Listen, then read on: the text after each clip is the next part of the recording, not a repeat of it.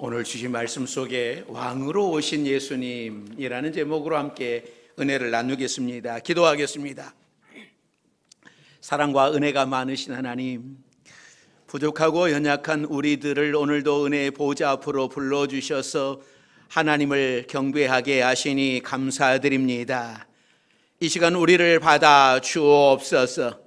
또 우리에게 말씀하여 주시고 깨닫게 하시고 말씀 앞에 결단하며 살아갈 수 있는 우리 모두가 되게 해 주옵소서. 또 하나님 앞에 나오며 우리의 모든 무거운 문제들을, 짐들을 가지고 나왔사오니 회복시켜 주옵소서. 치료하여 주옵소서. 구원하여 주옵소서. 예수님의 이름으로 기도드립니다. 아멘. 오늘도 하나님의 부르심을 받고 성전 안에 거하시는 여러분들에게 하나님의 은혜가 함께 하시기를 바랍니다. 혹시 여러분들이 예배를 드리고 집에 가셨는데 며느리나 딸이 엄마 오늘 설교 목사님이 뭐 했어? 설교 뭐 했어? 그러면 야 니네 목사님이 야 낳고 야 그 목사님 낳을 나이도 아닌 것 같은데 낳고만 하더라. 여러분 그러지 마시기 바랍니다. 오늘 제가 본문을 읽을 때에 굉장히 재미없으셨지요. 우리가 지난주에 신명기 말씀을 마치고 오늘부터는 이제 마태복음을 함께 보려고 합니다. 그런데 이 마태복음은 시작부터 족보가 나오면서 들어보지도 못한 생소한 이름들이 쫙 나열이 되고 있습니다. 그래서 계속 낳고 하여튼 그러니까는 이게 어려운 거예요. 성도들이 마음을 먹고 뭐 성경을 다 읽으려고 그러면은 이 족보 나오면 어렵고 레위기 나오면 어렵고 성전 그 회막에 대한 거 나오면 어렵고 거기에서 다 멈추잖아요. 이것만 지나가면 되니까요. 여러분 근데 여기에 우리가 알지 못하는 은혜들이 정말 있어요. 우리는 요거 쉽게 넘어가는데 여기에 엄청난 어려운 대신에 엄청난 은혜가 있다라고 하는 것을 여러분들이 기억을 하셔야 됩니다. 성경을 읽을 때에 이 족보가 나오면은 중요한 이야기를 하고 싶은 거예요. 그냥 쓸데없이 우리 알아듣기도 힘들고 이거 발음하기도 어려운 그 족보를 굳이 막 그렇게 써놨을까라고 하지만 이 족보가 나오면 우리가 눈을 다시 크게 뜨고 아, 정말 중요한 이야기를 하려고 하는구나. 이 생각을 가지고 이 족보를 보고 그 다음을 봐야지 아, 하나님이 요거 말씀하시려고 그러는구나. 그러니까 유대인들은 굉장히 족보를 중요하게 여깁니다. 저 어렸을 때에도 이 족보를 굉장히 중요하게 여겼어요. 그래서 그 족보에 따라 이름 지을 때도 돌림자가 다 그러잖아요. 근데 뭐 이제 우리 때 오니까는 뭐 돌림자가 어디 있어요? 그냥 마음에 드는 이름 짓는 것이지. 그런데 유대인들은 족보 굉장히 중요하게 생각을 해요. 그러면서 예수님께서 이 땅에 오신 혈통을 소개하고 있습니다. 많은 사람들은 이 족보를 통하여서 내가 어떤 혈통을 타고났는가, 우리 조상들이 얼마나 놀라운 분들인가, 이걸 증명하는 것이 족보예요. 오늘 족보 본문에서 이 족보를 통해서 증명하고 싶은 것이 있는 거예요. 뭘 증명하고 싶냐면 첫째는 예수님은 하나님의 약속에 따라 오셨다고 하는 것을 증명하고 싶은 거예요. 자, 오늘 본문 1절 말씀입니다. 자, 1절 같이 읽습니다. 아브라함과 다윗의 자손 예수 그리스도의 계보라. 아주 짧은 한 절이지만 굉장히 중요한 말씀이 기록이 되어져 있어요. 그러니까 예수님이 아브라함과 다윗의 자손이라고 처음부터 못을 받고 있는 거예요. 그러니까 예수님께서 다윗과 아브라함과 다윗의 자손이었다고 하는 것은 중요한 의미를 가지고 있는데, 예수님이 하나님의 약속으로 이 땅에 오셨다라고 하는 것을 의미하는 겁니다. 그러니까 하나님께서는 아브라함을 갈대아 우르 땅에서 불러내시면서 어떤 약속을 하시냐면, 내가 너를 복의 근원이 되게 하겠다. 천하 만민이 너를 통하여 복을 받게 될 것이다 라고 하는 약속을 해요. 그러니까 유대인들은 이 말씀을 오해를 해서 오직 아브라함의 후손만이 하나님께서 택하신 백성이라고 믿었지만, 사실 이 말씀에는 아브라함의 후손을 통하여서 천하 만민이 구원의 복을 누리게 될 것이다 라고 하는 이 약속을 하고 있는 거예요. 그러니까 하나님께서는 아브라함 이후로 계속해서 이 약속을 반복을 하고 계십니다. 이삭과 야곱을 통하여서, 그리고 모세를 통하여서, 선지자들을 통하여서 하나님께서 이 백성을 구원하시기 위해 메시아를 보내실 것을 약속을 하셨습니다. 그리고 구약의 모든 제사, 제도는 십자가를 지고 인류의 죄를 대속하실 예수님에 대한 그림자로 보여주신 제도였어요. 이제 그 그림자의 실체이신 예수님이 오신 거예요. 하나님은 아브라함을 통해서 모든 민족에게 복을 주실 것을 약속을 하셨고, 또 다윗의 왕위를 통해서 영원한 하나님의 나라를 세우실 것을 약속을 하셨습니다. 또 이스라엘 백성들이 포로로 잡혀갔을 때는 언젠가 포로 생활을 마치고 약속의 땅으로 돌아오게 하겠다라고 약속을 하셨고, 그러니까 이 모든 약속들은 다 이루어졌어요. 사랑하는 성도 여러분, 항상 변함없이 약속을 지키시는 하나님을 신뢰하시기를 바랍니다. 하나님은 변하지 않습니다. 하나님께서 만일 나를 선택을 하셨다면 하나님은 반드시 나를 축복하십니다. 왜냐하면 하나님의 약속은 변함이 없으시기 때문에 그래요. 어제나 오늘이나 영원토록 변함없으신 하나님의 사랑이 지금 우리를 사랑하고 계십니다. 사람은요, 쉽게 변해요. 그런데 하나님은 결코 변하지 않으십니다. 끝까지 약속을 지키시는 하나님이에요. 그 하나님의 사랑을 붙잡고 오늘도 승리하며 살아가는 여러분들이 되시기를 바랍니다. 그래서 오늘 아브라함과 다윗 자손 예수 그리스도의 계보다라고 하는 이 말씀 속에는 하나님의 약속이 이루어졌다, 이것을 말씀을 하고 있는 거예요. 두 번째는 예수님은 다윗의 자손으로 유대인의 왕으로 오셨다라고 하는 것을 말씀을 해요. 그러니까 이 족보에는 유대인들만 알 수 있는 숨겨진 비밀이 있습니다. 마태는 이 족보를 기록을 하면서 특별히 14대씩 나누어서 기록을 하고 있어요. 자, 17절 말씀 같이 읽습니다. 그런즉 모든 대수가 아브라함부터 다윗까지 14대요 다윗부터 바벨론으로 사로잡혀 갈 때까지 14대요 바벨론으로 사로잡혀 간 후부터 그리스도까지 14대더라. 이 14라고 하는 것은, 이 숫자는요, 다윗을 상징하는 숫자예요.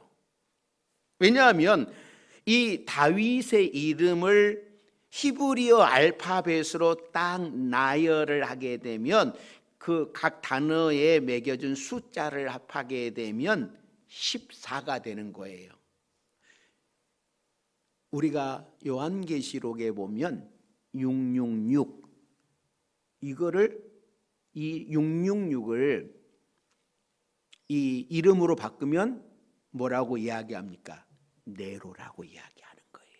그러니까 유대인들은 14대라고 이야기했을 때 다윗의 이름을 숫자로 풀면 14이 되는 것이고, 네로라고 하는 이름을 이 히브리어 숫자로 풀게 되면 뭐예요?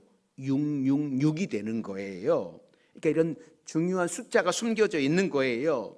그러니까 사실 우리가 사용하는 숫자는 인도에서 시작이 되었는데 12세기경에나 유럽에서 받아들여서 전 세계가 사용하는 공통 언어가 됩니다. 그러므로 이 아브라함 시대, 모세 시대, 다윗 왕 시대야 또 예수님이 오셨던 그 시대에도 이 아라비아 숫자가 없었어요. 그러니까 이 사람들은 이 숫자 표기를 하기 위해서 이 알파벳 문자의 수의 값을 지정을 했습니다. 그래서 예를 들어서 영어로 이야기한다면 사람들이 어떤 약속을 했겠습니다. A는 1이야, B는 2야, C는 3이야, D는 4야 라고 표기를 했어요. 그래서 다윗의 이름인 히브리어 알파벳을 숫자로 고치고 그 숫자를 합하면 14가 되는 거예요. 그러니까 우리는 이것을 어렵게 이해를 하지만 유대인들에게는 너무나 당연한 것이었습니다. 14가 7의 배수여서가 아니라 다윗의 이름값이기 때문에 일부러 족보를 14대씩 나눈 거예요. 그러면 왜 족보를 14대로 나누면서 다윗의 이름을 강조하고 있는 걸까? 그 이유는 예수님이 다윗의 후손으로 유대인의 왕으로 오셨다라고 하는 것을 강조하고 있는 거예요. 다윗은 죽음을 앞두고 이 솔로몬에게 이런 유언을 해요. 어떤 유언을 하냐면 왕상 2장 4절 말씀입니다. 왕상 2장 4절 말씀 같이 읽습니다. 여호와께서 내 일에 대하여 말씀하시기를 만일 내 자손들이 그들의 길을 삼가 마음을 다하고 성품을 다하여 진실이 내 앞에서 행하면 이스라엘 왕위에 오를 사람이 내게서 끊어지지 아니하리라 하신 말씀을 확실히 이루게 하시리라. 그러니까 하나님께서 다윗에게 너를 이어 왕위에 앉게 될 자가 영원히 끊어지지 아니할 것이다 라고 약속을 하셨어요. 그런데 조건이 하나 있는 거예요. 만일 네 자손들이 그 길을 삼가 마음을 다하고 성품을 다하여 진실이 내 앞에서 행하면, 그러니까 이 말씀은 한마디로 하나님을 잘 섬기면이에요. 너의 후손이 영원히 왕이 될 것이다 라고 말씀을 합니다. 그런데 다윗의 후손들 중에 그 누구도 이 약속을 신실하게 행한 왕이 없었어요. 하나님의 은혜로 이 솔로몬은 정말 지혜로운 왕이었지만 통치 말년에 이방 여인들, 아내들을 위하여서 산당을 지어줘요. 또 선한 왕이라고 생각을 했던 이 여호사밧은 북이스라엘 아합 왕과 사돈 관계를 맺어요. 또 우시야 왕은 교만하여서 자기가 제단에 직접 분향을 하다가 나병에 걸려서 쫓겨나고 맙니다. 히스기야 왕은 정말 하나님의 뜻대로 굉장히 통치를 잘하려고 애를 썼어요. 그런데 결국에는 이 바벨론 사신들이 왔을 때에 자국의 모든 보물들을 다 보여주는 실수를 하고 말았습니다. 또 므낫세는요, 경제적으로는 굉장히 나라를 부유하게 만들었는데 우상 제단을 만들어 놓고 자기 자녀를 제물로 바치는 그런 악을 행해요. 그러니까 다윗의 후손으로 왕이 된 자들 모두가 다 하나님의 언약을 신실하게 지키지 못했지만 하나님은 다윗 왕에게 약속하신 그 말씀을 지금 끝까지 지키고 계시는 거예요. 그러니까 사탄은 하나님께서 다윗에게 하신 약속을 지키지 못하게 온갖 방해를 합니다. 유다 백성들이 바벨론 포로에서 돌아온 이후에 다윗의 후손은요, 더 이상 그 왕의 자리를 지킬 수가 없었어요. 산골로 들어가서 이름 없는 유대인으로 살아갑니다. 그러니까 예수님이 오시기 전에 이 헬라 시대에 유대는 100년 정도 독립한 적이 있었습니다. 이 제사장 가문이었던 이 마카비 가문을 중심으로 투쟁을 벌여서 독립을 쟁취를 해요. 그리고 이 마카비 가문이 왕 역할을 감당하고 또 대제사장 자격까지 주면서 이 독립국이 된 것을 축하하고 기뻐했습니다. 이때도 다윗의 후손은요, 흔적이 없어요. 예수님이 태어나셨을 때에도 이스라엘의 왕은 다윗의 후손도 아니었고 유다 사람도 아니었던 에돔 족속 헤롯이 왕위에 앉아 있었어요. 그러니까 다윗의 후손은 사라지고 왕권도 영원히 사라진 것만 같았습니다. 하나님의 약속은 이루어지지 못할 약속이 돼버린 것 같았어요. 그러나 하나님은 여전히 그 약속을 놓지 않고 계셨습니다. 다윗의 핏줄을 통하여서 예수님을 보내시고 구원의 역사를 이루시고 마셨어요.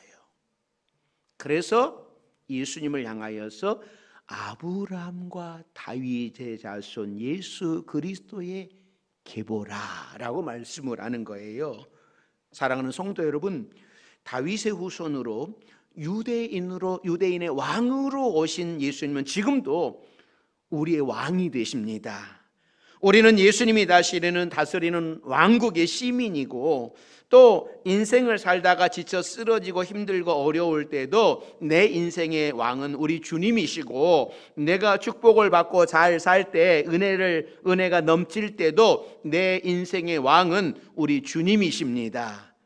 유대인의 왕을 넘어서 구원받은 백성의 왕으로 오신 우리 주님과 함께 멋진 삶을 살아가는 여러분들이 되시기를 바랍니다. 우리는 날마다 주님이 나의 왕이십니다 라고 고백하며 살아가시기를 바랍니다.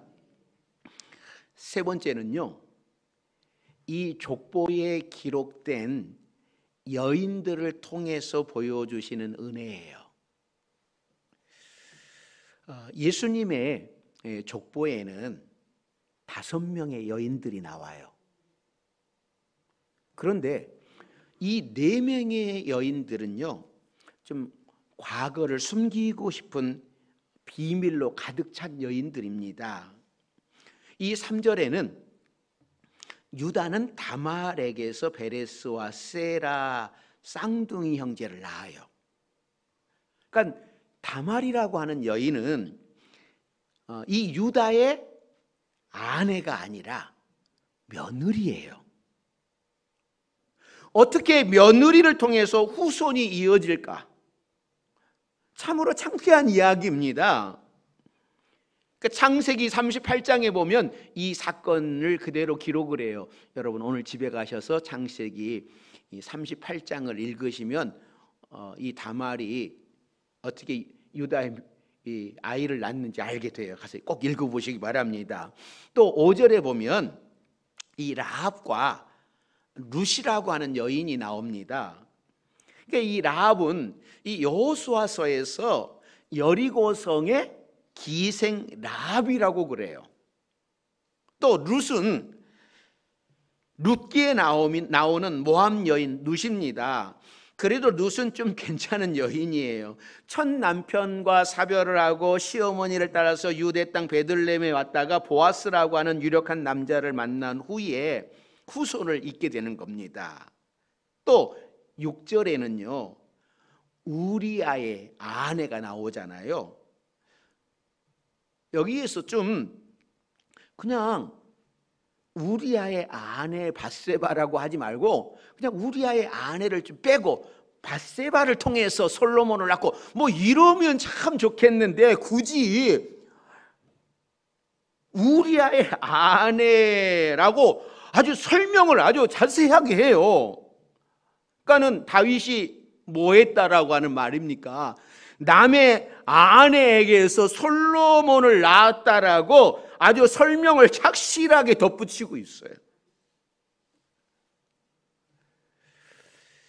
조선시대에 양반집 주인집 아가씨와 이 종 사이에 머슴 사이에 정분이 나서 두 사람이 먼 곳으로 도망간 일이 있었습니다. 이 양반집 규수는 이미 별세한 먼 친척의 이름과 족보를 구해서 이 남편으로 하여금 그 이름을 쓰게 하였습니다. 다시 말해서 이 부부는 위조된 이름과 족보로 목숨을 부지하고 살았습니다. 잘 살았으면 괜찮았는데 10년 후에 이 사실이 발각이 되어서 남편이 처형되는 비극이 생기게 되었어요. 그러니까 옛날엔 족보에 대한 관심이 대단했어요. 족보에 생명을 거는 사람들이 많았습니다. 가문의 명예를 빛내겠다고 온갖 고생을 자청하는가 하면 조상들의 족보와 가문을 헐뜯었다고 해서 상대방 가문과 대대로 원수 지내는 사람들도 많았습니다. 그런데 유대인들도 족보 사랑하는 것이 우리나라 사람 못지 않아요. 유대인이나 우리나라 조상들은 족보를 따지기를 너무나 좋아했습니다. 하여튼 뭐 그러면 몇 대냐, 뭐 돌림자가 뭐냐, 뭐 그러면서 얼마나 그랬습니까?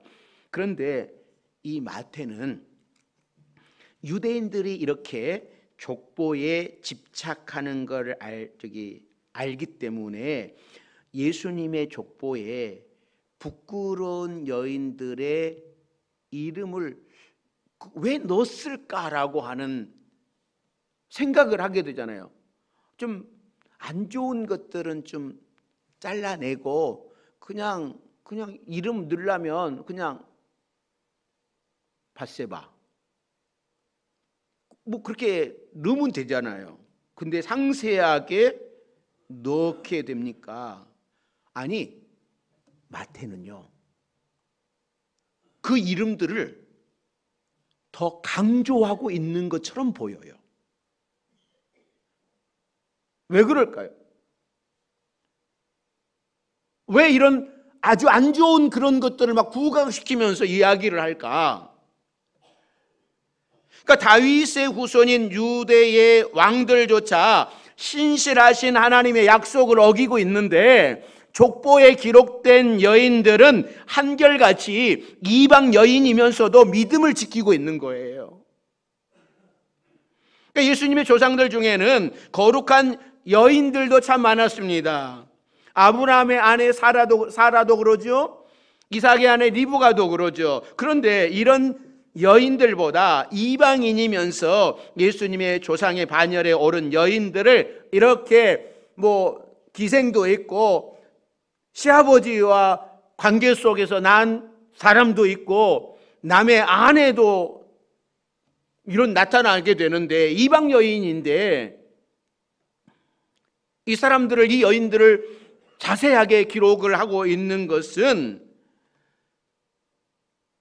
이런 여인들보다 이방인이면서 예수님의 조상에 오른 반열에 오른 그 여인들을 이렇게 설명하고 있는 것은 예수님이 어떤 분이신가를 이야기하고 싶은 거예요. 예수님은 열방을 위하여 구원하시기 위하여 오신 분이다라고 하는 것을 소개하고 싶은 거예요.